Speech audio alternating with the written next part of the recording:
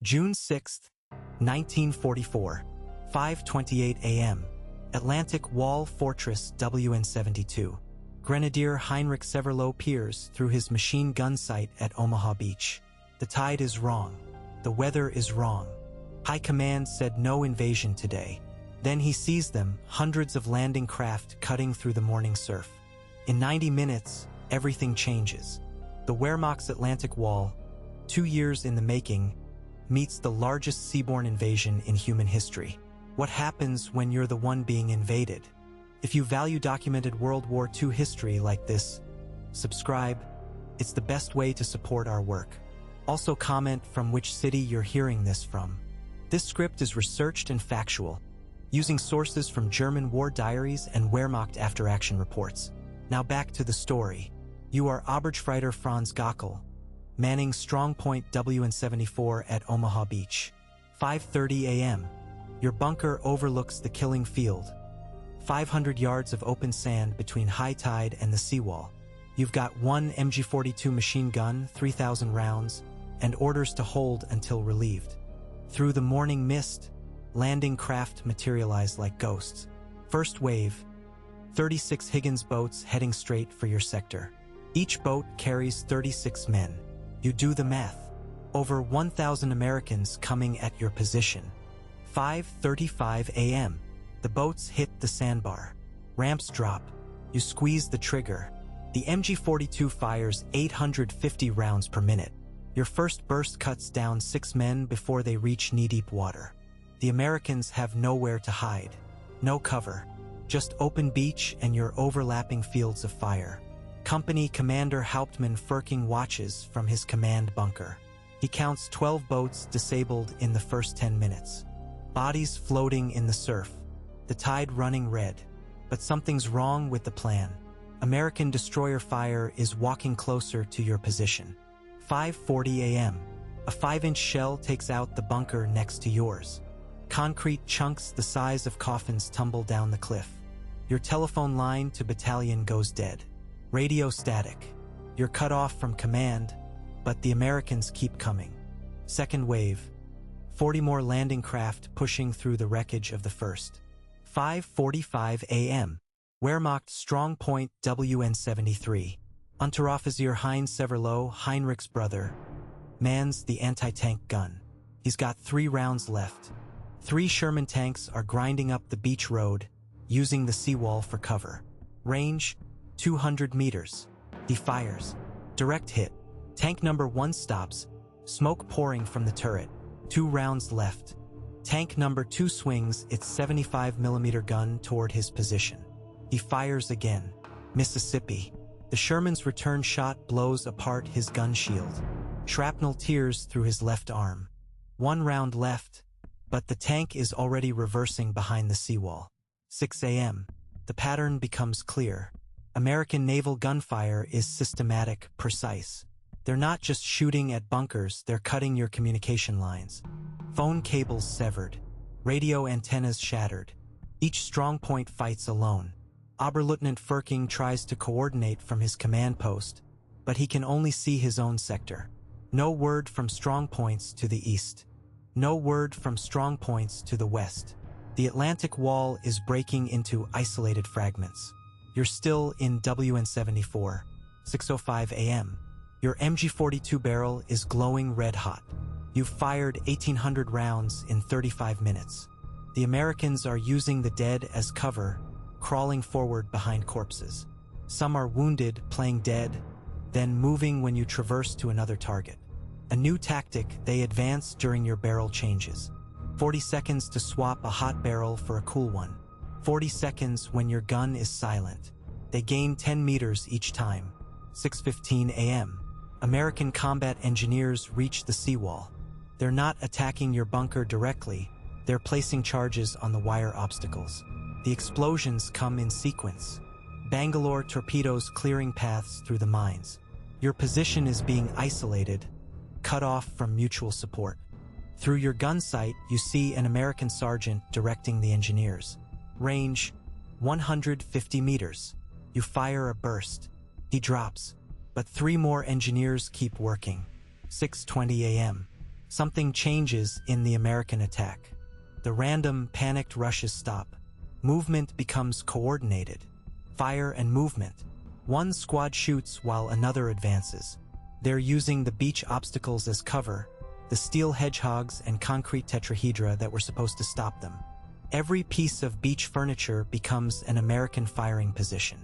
Wehrmacht Grenadier Klaus Hertenstein holds WN-70. 6:25 a.m. His bunker covers the western edge of Omaha. He has a clear view down the beach. Americans are flanking the strongpoints, not attacking them head-on. They're moving along the waterline, using the surf for concealment. Smart. His orders say hold the high ground, but the Americans aren't coming up the draws anymore. They're moving laterally, getting behind the positions. 6:30 a.m. Your ammunition is running low. 2 boxes left, 400 rounds. The resupply tunnel connecting your bunker to the main depot is blocked by rubble from a naval shell. You try to raise anyone on the radio. Static. Dead air. Then, through the static, a voice in German. All units, fall back to secondary positions. But which units? Fall back where? The voice cuts out. 6:35 a.m. First American breakthrough. Strong point WN-71 goes silent. No more machine gun fire from that sector. Through binoculars, Hauptmann Firking sees Americans on the cliff top, moving inland. The beach defenses are breached. He has a choice: reinforce the beach or defend the village of Colleyville behind him. His radio crackles once. Situation critical. Request reinforcements. No answer comes back.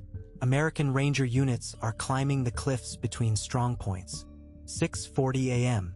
They're using rocket-fired grappling hooks, rope ladders, even bare hands on the chalk cliffs. The Atlantic Wall was designed to stop a frontal assault from the sea, not vertical climbing attacks. These Americans are going around the defenses, not through them. Wehrmacht doctrine never planned for this. 6:45 a.m. You're down to your last ammunition box. 150 rounds.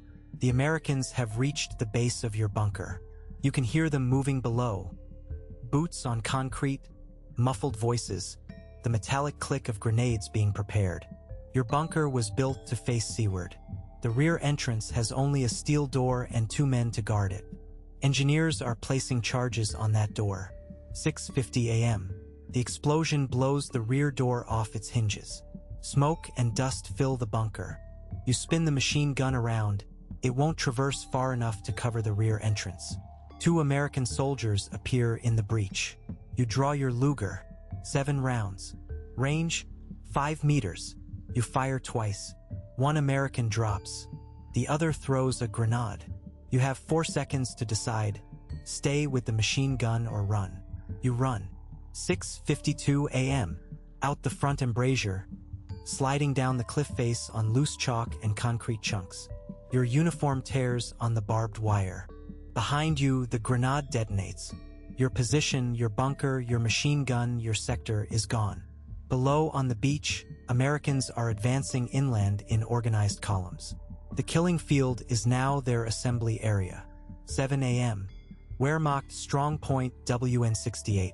Oberstfreiter Gustav Winter has held his position for 90 minutes. His bunker is intact, machine gun operational, ammunition adequate, but he's surrounded. Americans have bypassed his position on both flanks. They control the beach road, the cliff paths, even the communication trenches. He can still fire at the beach, but there are no more targets. The landing craft are empty, the Americans already inland. 7:05 a.m.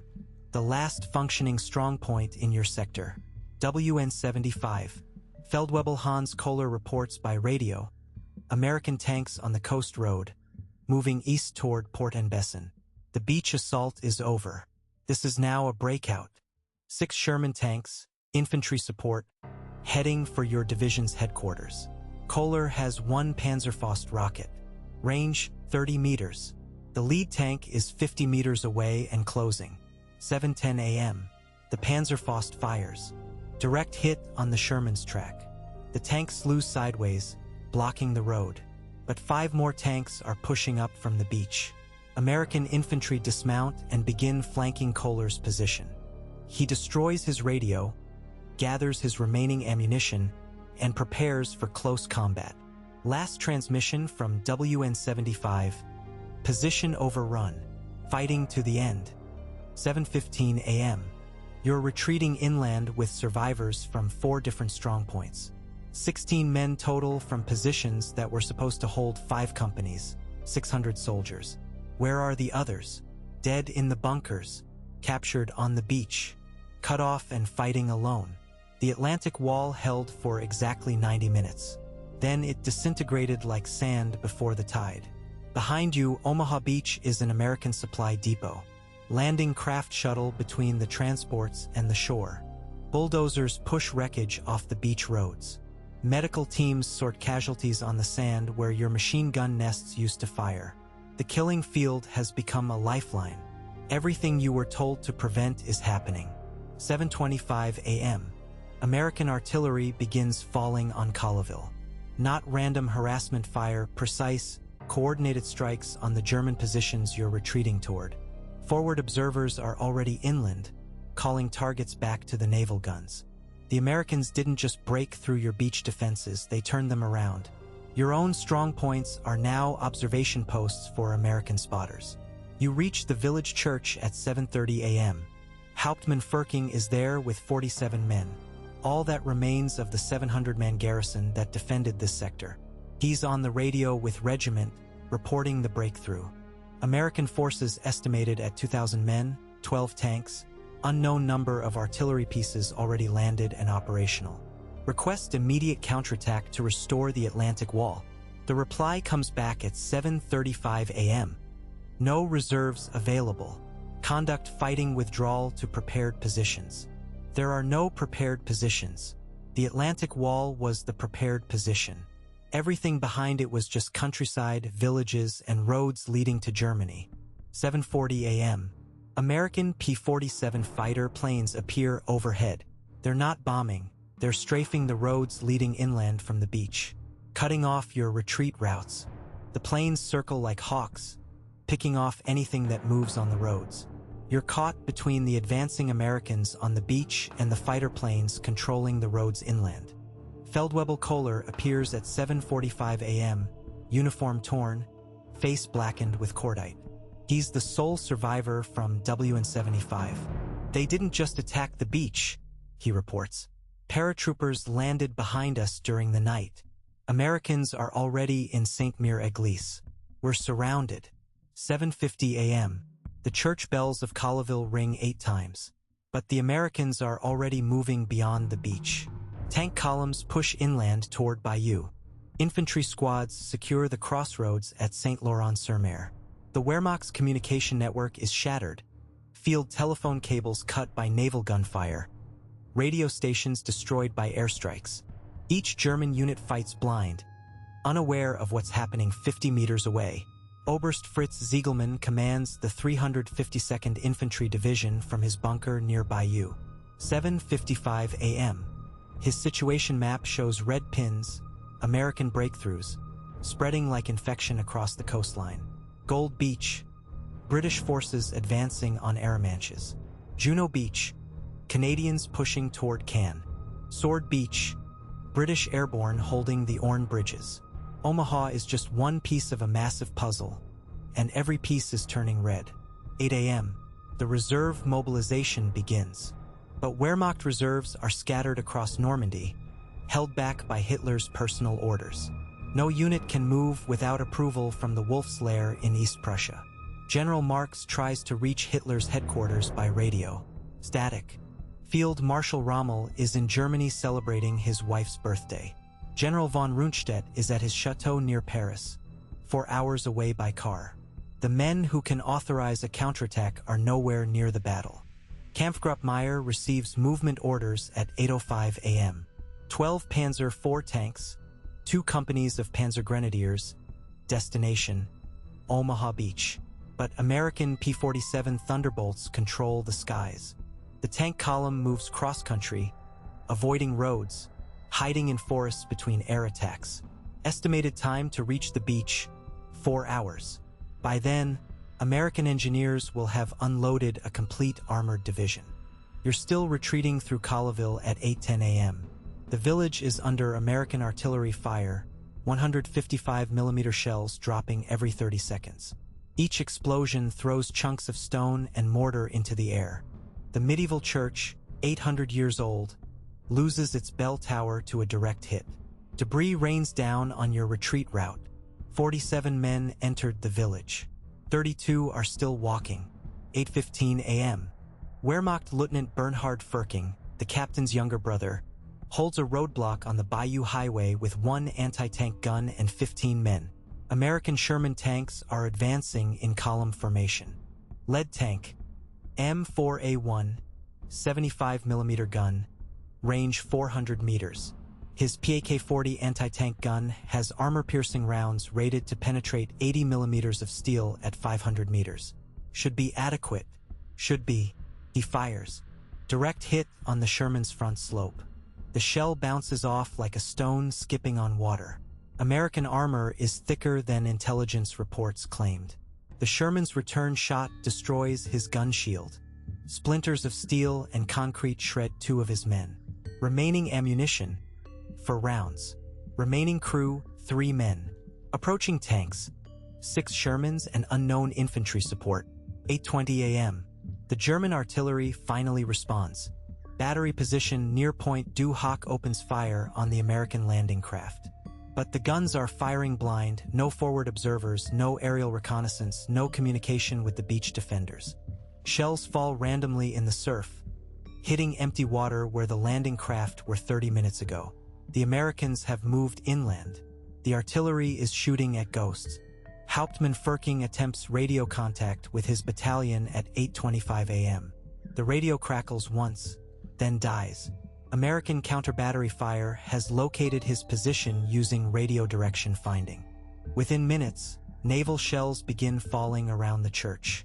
5-inch guns firing from USS Texas, range 12,000 meters.